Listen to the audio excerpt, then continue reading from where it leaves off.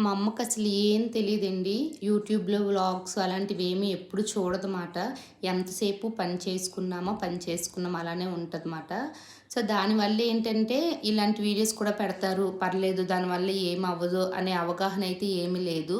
Main మా అమ్మ ఎందుకు భయపడిందంటే నేను చాలా గండాలు దాటుకొని డెలివరీ అయ్యాను కదా! బేబీ హెల్త్ బాలేదు. నా హెల్త్ బాలేదు. ప్రెజెంట్ సిట్యుయేషన్ కూడా బాలేదు. దగ్గు. సో, ఇవన్నీ చూసి ఎవరి కళ్ళు ఎలా ఉంటాయో తెలీదు. దిష్టి తగులుతది. పురటాలు తినడం అంటే వడ్డించే మనిషి తప్ప ఇంకెవ్వరు చూడకూడదు. అలాడితే అందరూ చూసేటట్టు నువ్వు పోస్ట్ చేసావని చెప్పి మా అమ్మ ఎంత కోప్పడిందో అంత ఎమోషనల్ అయిపోయిందండి. చాలా చాలా ఏడ్చింది. అంటే మా అమ్మ ఒక దగ్గర వర్క్ చేస్తారు. ఆ మేడం గారు చూసి తిట్టారంట. అంటే వాళ్ళు బ్రాహ్మిన్స్ మాట. సో, ఇలా ఇంకా చాలా అండి ఎంత ఫైర్ అయిపోయిందండి నా మీద. పాపం మా ఆయన కూడా నా వల్ల తిట్లు కాశారు.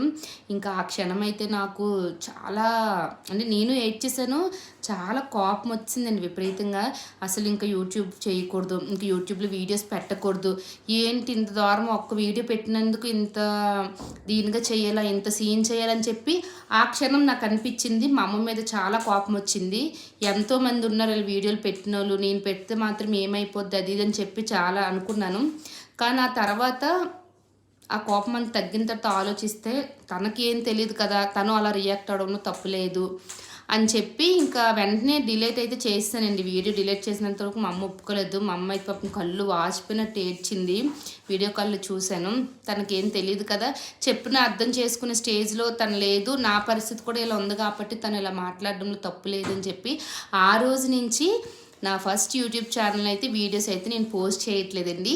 ఇది నా సెకండ్ యూట్యూబ్ ఛానల్. ఈ ఛానల్ అయితే మా ఫ్యామిలీ వాళ్ళకి కానీ, ఫ్రెండ్స్‌కి కానీ ఎవ్వరికీ తెలీదు.